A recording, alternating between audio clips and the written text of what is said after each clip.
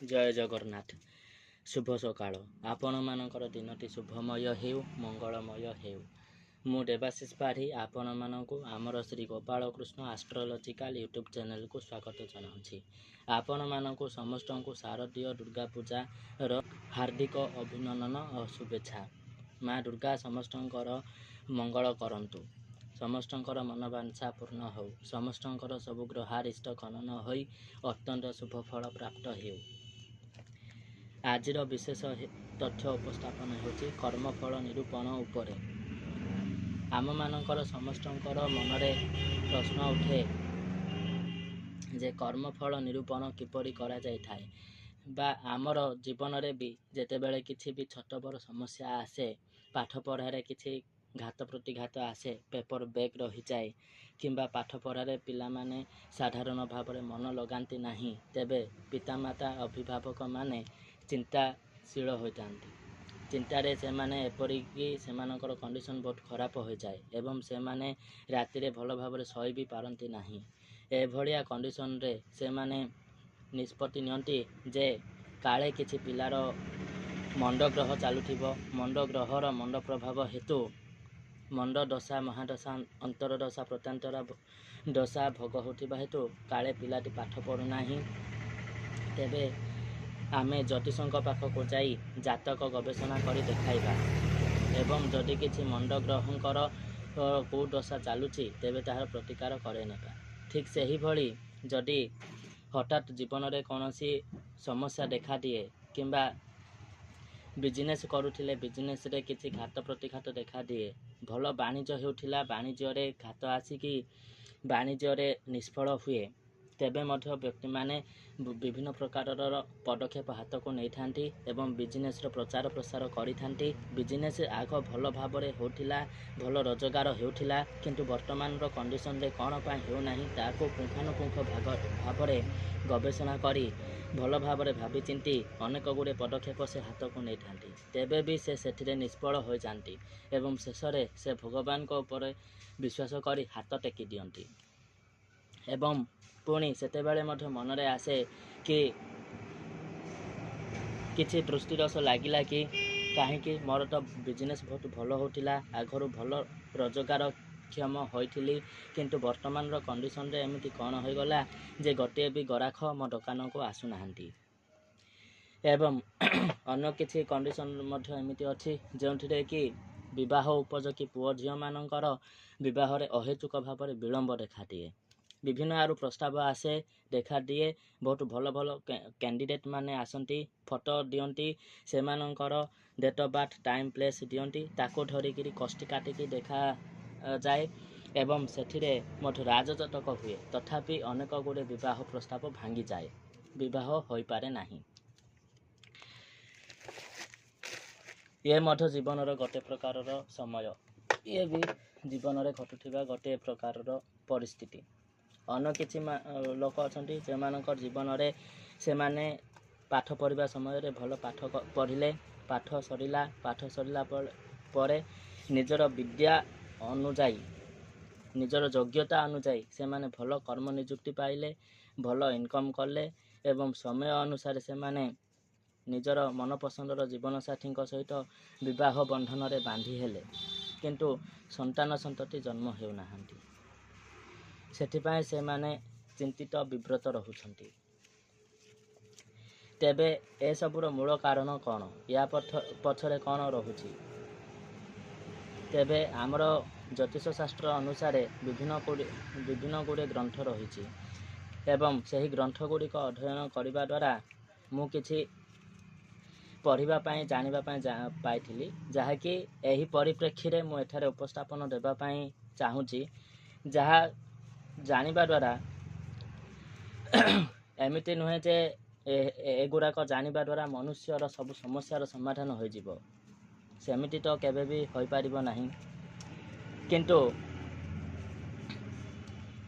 କର୍ମ କରିବା, ଭଗବାନଙ୍କର ଉପରେ ବିଶ୍ୱାସ ରଖିବା ଏବଂ ମୋର ସବୁବେଳେ ଭଲ ହେବ ବୋଲି ଭାବି ଆଗକୁ ବଢ଼ିବା ହେଉଛି ମଣିଷର କର୍ମ।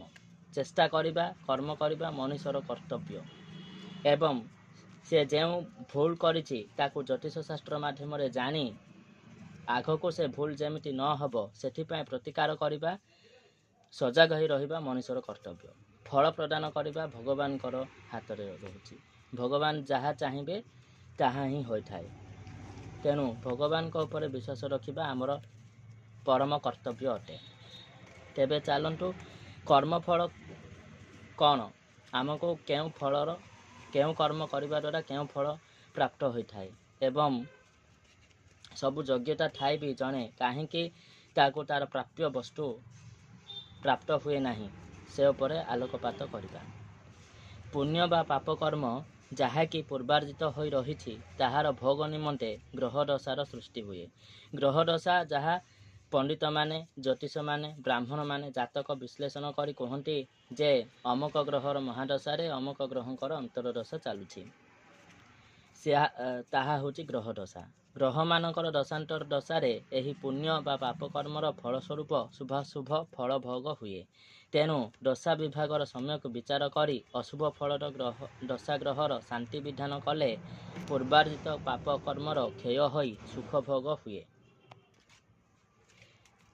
ଆକାଶଚାରୀ ଗ୍ରହୋପଗ୍ରହାଦି ଜ୍ୟୋତିଷ୍କ ମଣ୍ଡଳୀ ସେମାନଙ୍କର ଶକ୍ତି ବିକ୍ଷେପ ଦ୍ୱାରା ଅହରହ ଜଗତସ୍ଥ କି ସଚେତନ କି ଅଚେତନ ପଦାର୍ଥର କ୍ଷତି, ବୃଦ୍ଧି, ଭାବ ବିଭାବ ସଂଘଟନ କରାଉଛନ୍ତି। ସ୍ଥାନ ପ୍ରଭେଦରେ, ଗତି ପ୍ରଭେଦରେ, ସମ୍ପର୍କ ପ୍ରଭେଦରେ ସେମାନେ ଯେ ଶୁଭାଶୁଭ ଫଳମାନ ମାନବ ଜୀବନରେ ପ୍ରତିଫଳିତ କରାନ୍ତି, ତାହା ଯେପରି ବୈଷମ୍ୟ ସେପରି ବୈଚିତ୍ର୍ୟ।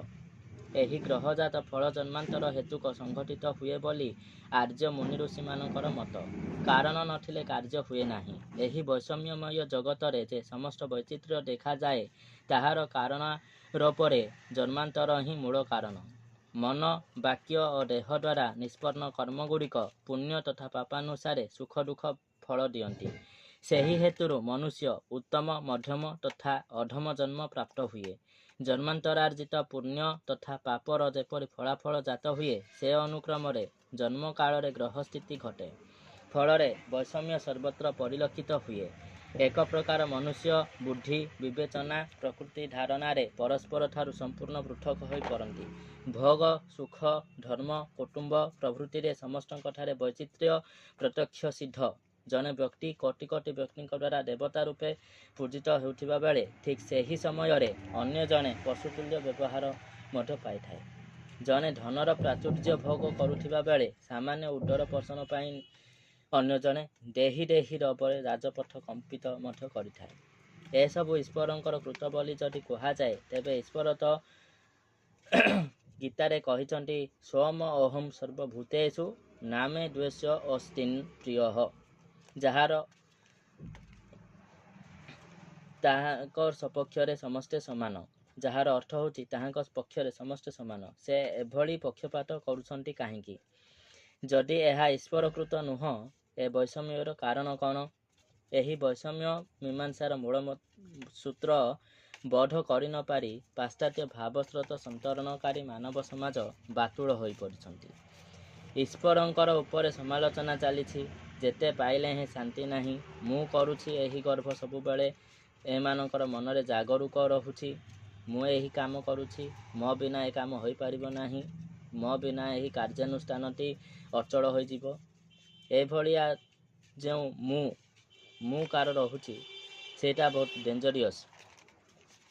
ଅନ୍ଧାରରେ ବାଟ ନ ପାଇ ସତତ ଅଶାନ୍ତିରେ ପଡ଼ି କଷ୍ଟ ଭୋଗ କରିବା ଛଡ଼ା ଏମାନଙ୍କର ଅନ୍ୟ ଗତି ନାହିଁ।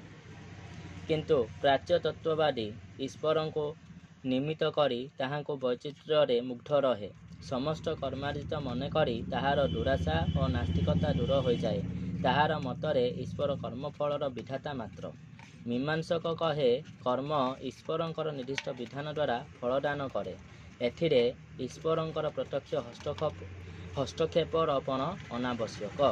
ଅଗ୍ନିରେ ଲମ୍ଫ ଦେଲେ ଶରୀର ଦଗ୍ଧ ହୁଏ, ଜଳରେ ଲମ୍ଫ ଦେଲେ ଶରୀର ଆର୍ଦ୍ର ହୋଇପଡ଼େ। ଏଥି ନିମନ୍ତେ ଈଶ୍ୱରଙ୍କୁ କର୍ତ୍ତବ୍ୟ ବା ଦାୟୀ କରିବାର କୌଣସି କାରଣ ନାହିଁ। ଜାଣିଶୁଣି ଯଦି ଅଗ୍ନିରେ ଲମ୍ଫ ଦେବା, ହାତ ଗୋଡ଼ ଜଳାପୋଡ଼ା ହେବ, ମଣିଷଟି ଦଗ୍ଧୀଭୂତ ହୋଇ ମରିବ ନିହାତି ଭାବରେ। ତାଙ୍କର ପ୍ରବର୍ତ୍ତିତ ବିଧି ଅର୍ଥାତ୍ ଅଗ୍ନିର ଦାହିକ ଶକ୍ତି ଓ ଜଳର ଆର୍ଦ୍ରତା ହିଁ କାର୍ଯ୍ୟକାରୀ ହୁଏ। ସେହିଭଳି ସୁକର୍ମ ଅନୁଷ୍ଠାନକାରୀ ସୁଖ ଭୋଗ କରେ ଓ ଦୁଷ୍କର୍ମକାରୀ ଦୁଃଖ ଭୋଗ କରେ।